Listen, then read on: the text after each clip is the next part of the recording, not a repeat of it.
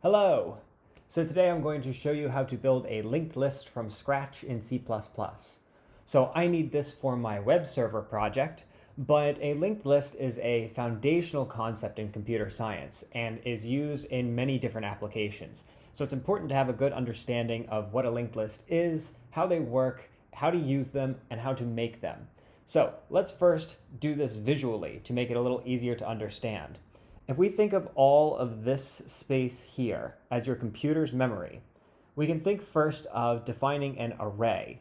And what an array is going to do is pick a starting location, and it's going to have all of the contiguous blocks of memory from that starting location until its ending location.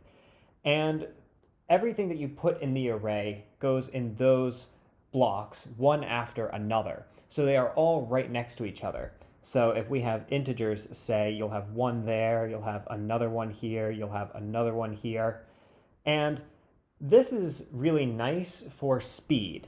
It makes it really easy to traverse the array because everything is right next to each other. The problem with the array is that you have to define its size from the very beginning. So I have to say the array is going to store this many elements. That way they can be put right next to each other. And we can fill in the space in front of it, we can fill in the space behind it, and we know that that space is reserved for the elements of the array. But oftentimes we don't actually know how much space we want to assign for something.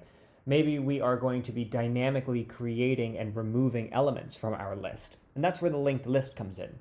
It starts off with these objects called nodes. And we can think of a node as just a section of our memory. And after we create our first node, we can go ahead and fill in new items afterwards in memory. And then later we can come and create another node over here and another node over here with things in between them. And what the linked list allows us to do is keep track of all of these individual items in the one list object. And the way this works is that each node is going to have a reference that points from within this node to the next node. That way we can go through from one object to the next, finding all of our objects. And these objects we can create dynamically. We can add as many as we want to the list, we can remove them from the list can change size, and it can do a lot of other things that the array cannot do. So let's jump into actually building a linked list, and naturally we are going to want to start with our node object. So I'm going to create a new folder in my library for the linked list, but actually I want to create this for data structures in general, because the linked list is the foundation of a lot of other data structures that I'll be using later. And I will want my linked list to be a parent class for all of those. So I'm going to keep them all together in a data structures folder. And in here, I'm going to first create my node object. And the word node is actually used in many different areas of computer science. So a node could refer to a node on a network. It could refer to a node in a linked list. It could refer to a node in a blockchain. So I'm going to be specific here and say linked list node. And one other thing I want to note is that my linked list is intended to be used generally. So you can build a linked list for the specific sort of thing you are trying to make it for. As I said, in my case, I'm building it for a web server. So I could make this linked list specifically for my web server. But that's a bit inefficient because the linked list is used in many things. And later on, I would just have to make a new linked list for the new things that I want to create. So I'm going into this project with the plan of making this generally applicable so that in the future, whenever I need a linked list, I can use this. And by extent, you can use this too. You can download the code from GitHub, and you can just use my linked list. Anyway, let's start in with the node. So the first question we need to ask is, what sort of data are we going to put in our node? Are we going to put integers in it? Are we going to put strings in it? What are we putting in the node? And in my case, since I want this to be general, I don't actually know what kind of data I am going to put in my nodes. So I'm going to use a class template in order to accommodate any kind of data. So let's create our namespace, as usual, HDE. And I'm going to create a template and type name, and I'm going to call it T. So my class is going to be linked list node, and we'll have some private and public members. Now the private members, if you remember back to our example here, in the actual object, we are going to have the data stored in the object and the link to the next node, which is a pointer. So again, I don't know what type of data is going to be here, so I'm going to use the data type T that I defined in my template constructor to define what the data is going to be. So I'll call it data. And then I need a pointer to the next object in the chain. So this is going to be a linked list node with the data type T, and it's going to be a pointer to the next object in the chain. I'm also going to want a constructor, so I'll call the default constructor, which has no parameters, and let's also create a constructor for when the user specifies the data upon creation. Actually, does that make sense? So what I'm wondering now is, if the linked list node is instantiated upon creation, so I pass a parameter in, I'm not necessarily going to be able to get the next node in the chain, but do I need, no, I will not need the next node in the chain when I actually create this. So I can do that. It'll make more sense in a minute, don't worry. So, and I'm going to pass this data type T with data. And just for completion, I'm going to create another constructor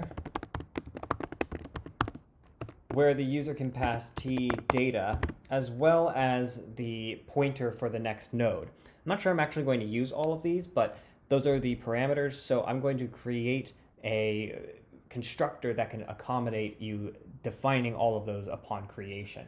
So I'll say linked list node of type T, and it's going to be a pointer to the next.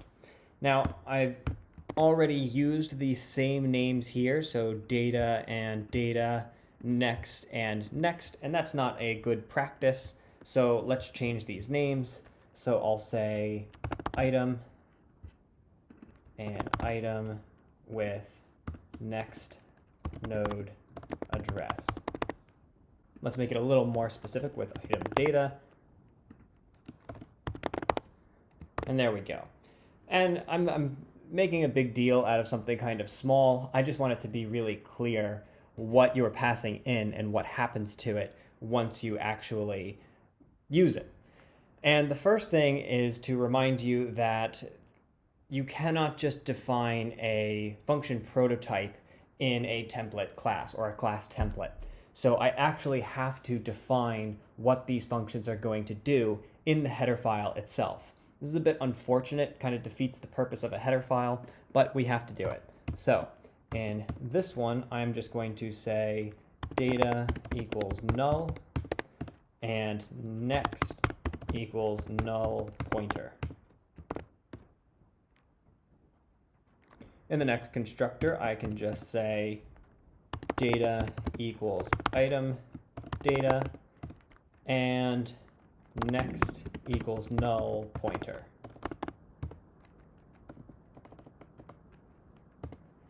And of course, the last constructor will be data equals item data and next will be next node address. Now I'm also going to want some functions that will allow me to get and set these private member variables, and I'll do that with my getters and setters. So void set data, we will pass that T item data, and it will say data equals item data. We'll say T get data, and this will return data.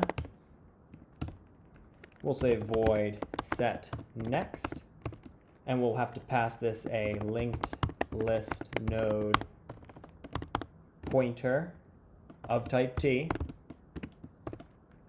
of next node address, and we will say next equals next node address, and then we will have get next. So this will return a linked list node type T pointer get next, and it's just going to return next. And that's all that we need in the node. And I can go ahead and delete this C++ file, since a class template has to have its definitions in the header file itself. So I don't need the C++ file.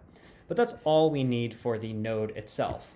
Now, I'm going to go back in off camera later and add some comments and make this look a little nicer. But for now, I'm just going to focus on the functionality of these things.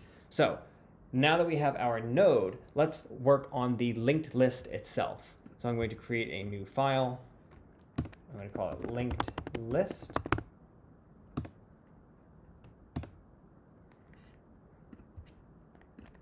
So the linked list is going to have nodes in it. And specifically, it's going to have the nodes of our class template, which need to have their type defined. And so again, when I actually instantiate my linked list itself, I'm not going to know the data type of the nodes. So I am going to, or let me back up, I should say, at this point, I don't know what the data type of the nodes are. When I instantiate the linked list, I will know, and that's when I want to specify. So I'm going to use another class template. So let's use our namespace. And I'll do template, type name T, we'll say class linked list. And I need to include the header file for my nodes.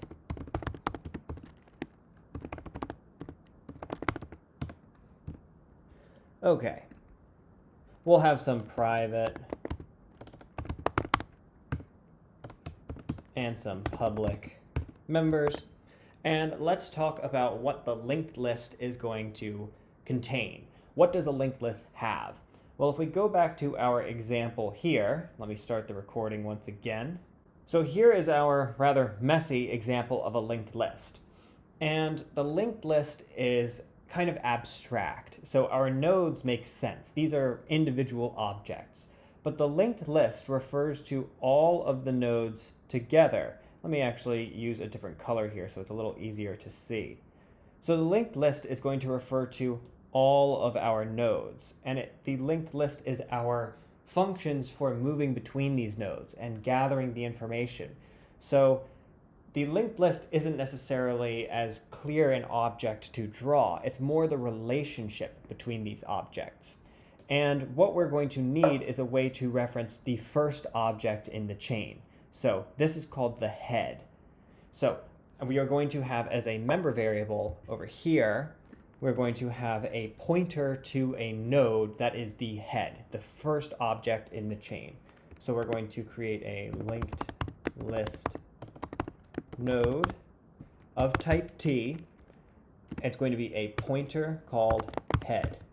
Okay, so the linked list has some functions in it that can be a bit confusing. So if you're not comfortable with pointers at this point, I would recommend checking out this tutorial, which will bring you up to speed on how those work. Otherwise, we are just going to jump right into it. So the first thing we are going to want is the ability to move through our chain of objects. So the user is going to say, I want the fifth item in the chain, and we are going to give them the fifth item in the chain. And we're going to call this function iterate. So we are going to say that this function is going to return a pointer to the fifth item in the chain. So linked list node of type T, pointer is the return value. We're going to call the function iterate, and the user is going to specify the index of the item they want. So they'll give us an integer of index. I'm going to put my semicolon after the class. And let's walk through how this is going to work. So if we think of our chain here, I have my first item, and the linked list itself has defined head to refer to a pointer to this particular item. And in this item, we have this pointer here that points to the next item. So we are going to define basically a copy of head at the start of this function. So we'll call that cursor. Cursor is going to be another pointer to a linked list node. And we are going to, at the start, set cursor equal to head. So our cursor will refer to the first item in the chain. And then while the item we are currently pointing at with cursor does not equal the item we're looking for, we are going to set cursor equal to the pointer inside of that item, thus making our pointer point to the next item.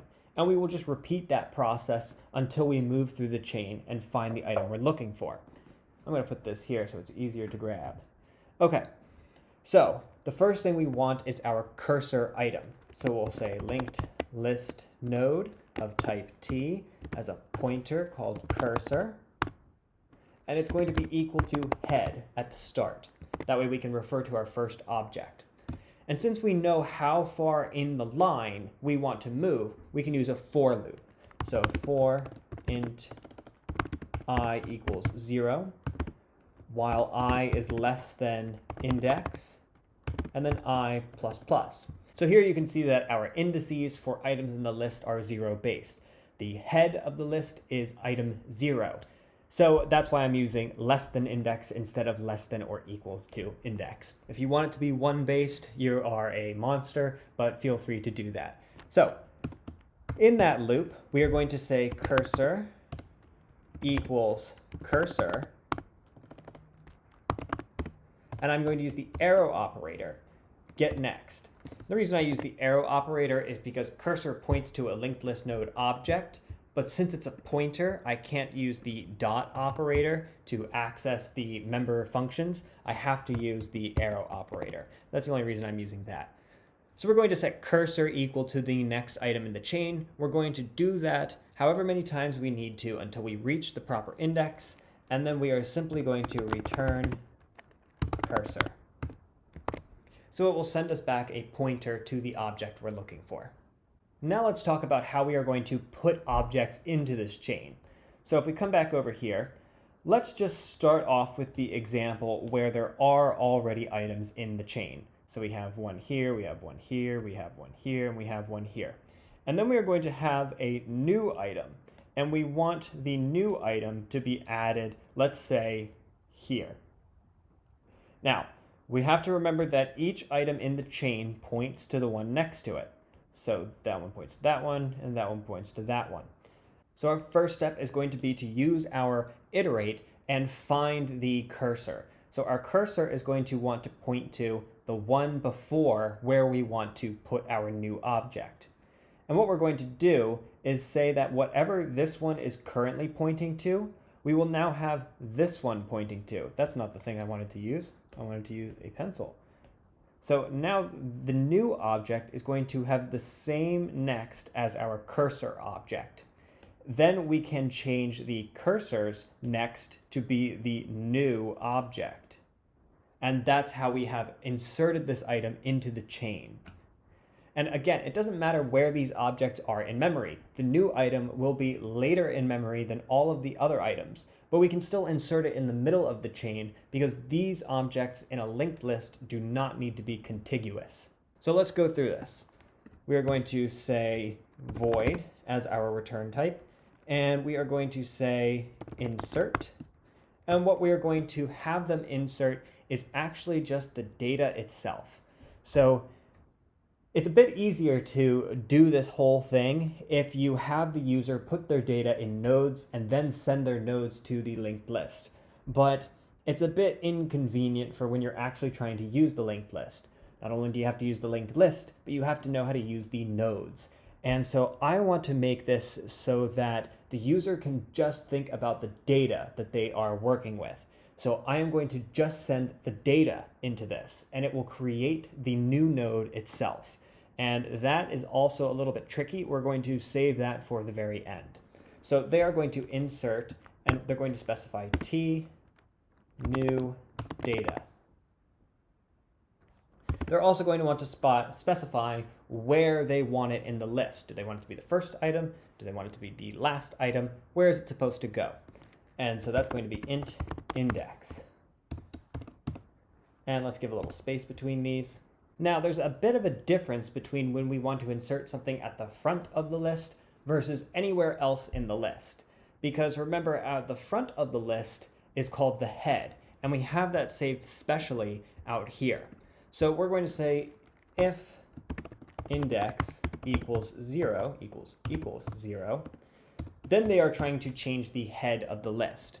So we are going to create the new node, and then we are going to change the head to refer to that, and the new head will point to the old head as its next. So I'm going to go ahead and put my private function in here to create the new items. So this is going to be linked list node of type t as a pointer is the return type, and this is going to be create. And we're also going to have one for destroy. So this will return void, and it will be destroy. So before we insert this item into the list, we are going to want to call this create function in order to create the node object to be inserted. So I'm going to say linked list node of type t as a pointer. We're going to call it item to insert. And we're going to set it equal to the return of the create function.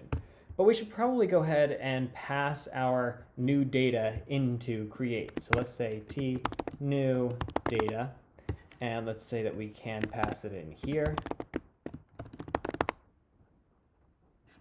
So we have our item to insert. What's the problem?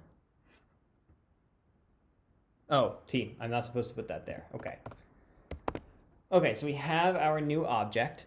And if we are trying to insert it at the front, we are going to say item to insert set next head.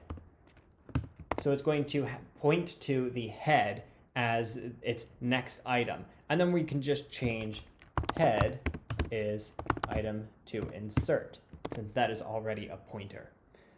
Now, otherwise, we want to go through the process that I drew out over here. So else, we want to get our cursor. Let me add that. So a linked list node type t pointer called cursor equals iterate. And we want to get the item with the index prior to where we want to insert it. So if we want to insert this in position 3, we want the cursor to point to position 2. So I'm going to iterate to index -1.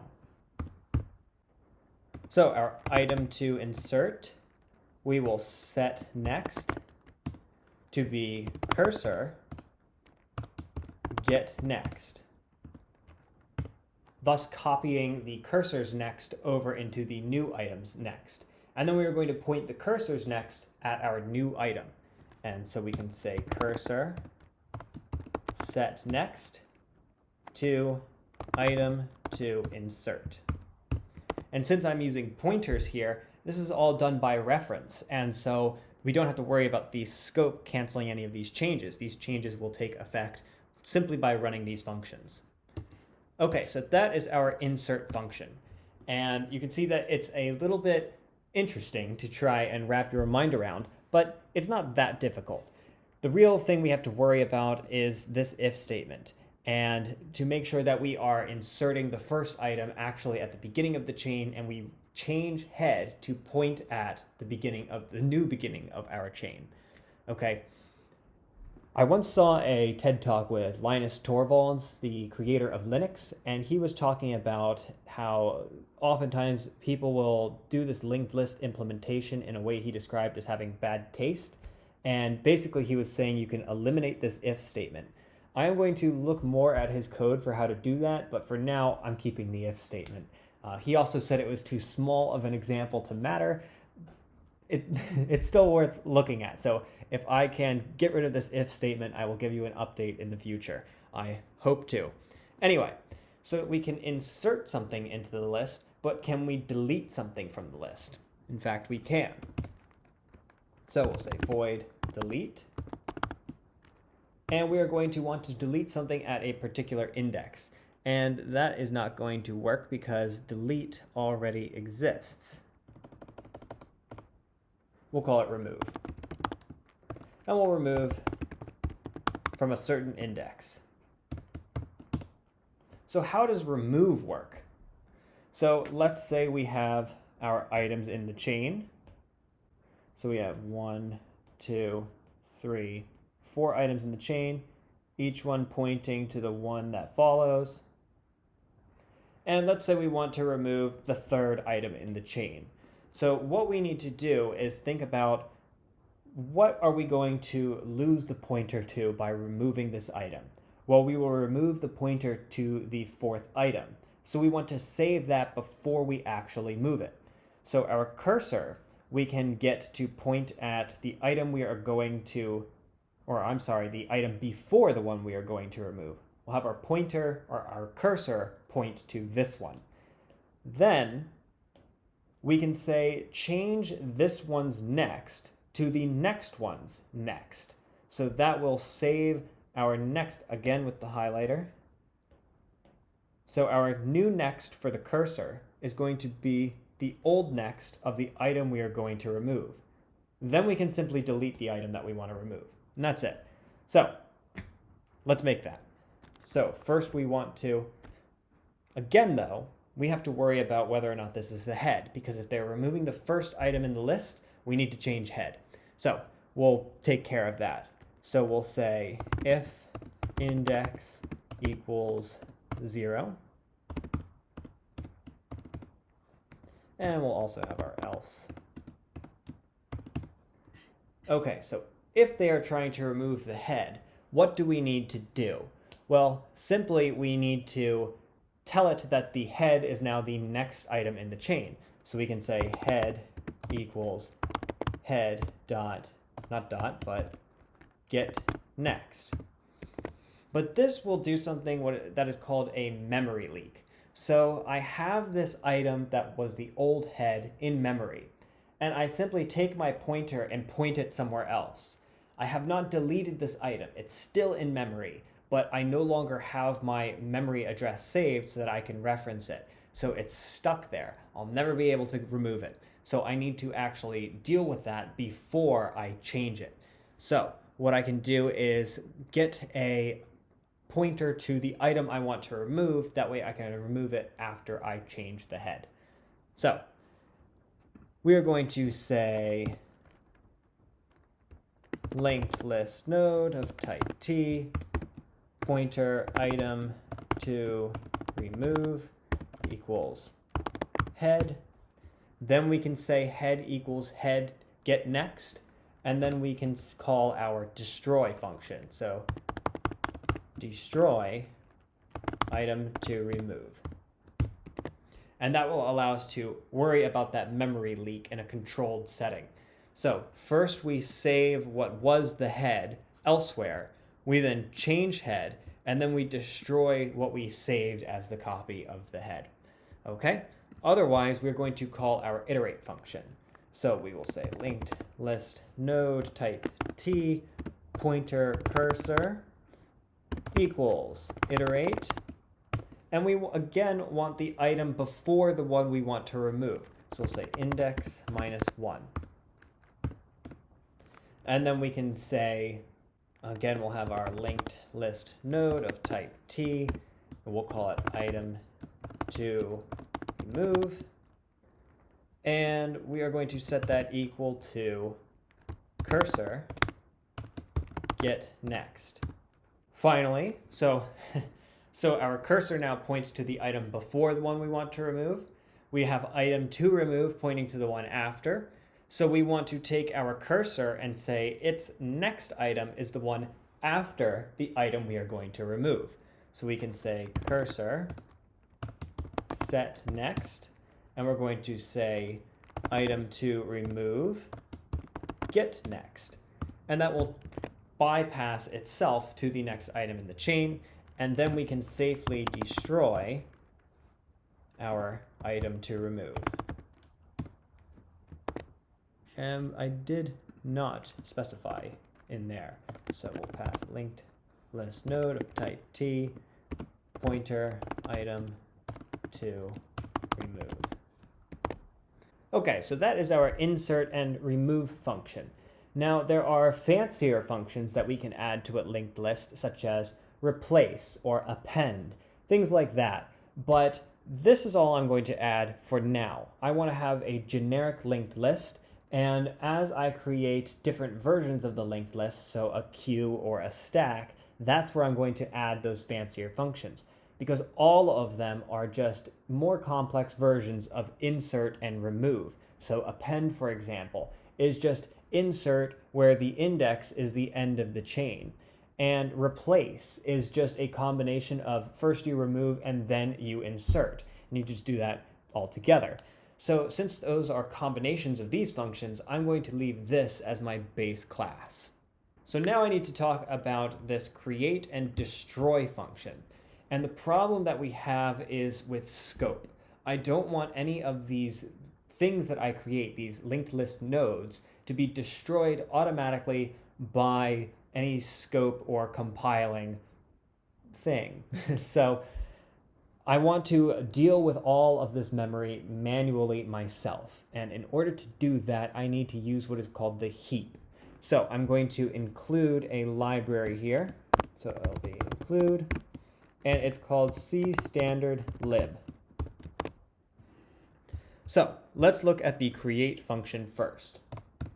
What I want to do is first allocate memory on the heap for my new object. I then want to put an object into that memory location and set it to be equal to whatever I want. And then I want to return the pointer to that memory location back out of this function. So first I need to create a linked list node of type T, pointer called new node, and I'm going to set it equal to the result of a function call. Now, this function call is memory allocate, or malloc, and malloc returns a void pointer. So I'm going to need to cast this void pointer into the type I'm actually trying to store. So we'll say linked list node of type T, pointer as a casting result to malloc, memory allocate, and then I need to pass memory allocate the amount of memory I want to allocate. And I want to allocate the amount of memory required by a linked list node of type T. All right. Size of linked list node type T. So this function is creating the space in memory of the heap. So this function is creating the space in memory in the heap for something of the size of a linked list node of type T. Now I need to actually put a linked list node of type T into that position.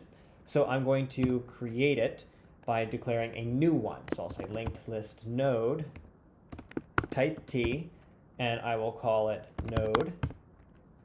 And I'm going to call it with my constructor for new data. Okay, so now that I have that, I can say new node equals node. And I need to use my dereferencing symbol so that I can say that the value stored in the memory address new node is node. So once again, I'm just going to explain what happened here. So first I create the space in memory on the heap for my linked list node object. And this is just empty space. There's nothing in it. I do that by calling memory allocate from the cstandardlib. I specify that I want this amount of memory saved, and then I cast that as a pointer to a linked list node, because remember, when it first is returned, it's just empty space in memory. So this casting says this empty space is a pointer to a linked list node. Then I create an actual linked list node, and then I save that value into that memory location. And the reason I do this is that this new node here in the middle is going to stop existing as soon as this function is done. So by putting this on the heap, I can prevent the problem of this thing disappearing, and it will exist for as long as I tell it to exist. But that leads us into this destroy function. Since it exists as long as I tell it to exist, I do have to tell it to stop existing at some point, and that's where this destroy function is coming in. Now, it actually is not necessary for me to have this destroy function because mallocate comes with a child function or a sibling function for actually freeing the memory of what you assigned in the heap. It's just called free. So I can just say free item to remove. And that is all I need to do in my destroy function. So since this function is just calling another function, it's a bit superfluous. I don't really need it. But to me, having these names here helps it make a little bit more sense. I have the functions create and I have the function destroy, and those pair together. It's clear what's going on. But if I have the function create and I have the function free, even though I already know what free is, it's not as clear to me. So that's the only reason I've done it. All this function does is basically change the name of our free function. So this is our basic implementation of a linked list. We have created our linked list with these create and destroy functions so that the user can just throw their raw data at the linked list, and the linked list object itself will deal with the creation of nodes and the destruction of nodes by putting them in the heap. Now, we also created a function for iterating over the linked list so that we can move through it. And this is always going to be done in the same direction, starting at the first item and moving sequentially through it. We then created two functions for inserting and removing items, and we took care to make sure that these preserved the head. And there's one more thing I want to do here, and that is to have something that specifies the length of the list. So we're going to create a new member variable called int length. And upon creation of the linked list, we should set this to 0. So we'll create a constructor, and we'll just say head equals null pointer, and length equals 0. Whenever we insert something, we are going to increase the length by 1. And whenever we remove something, we're going to decrease the length by 1.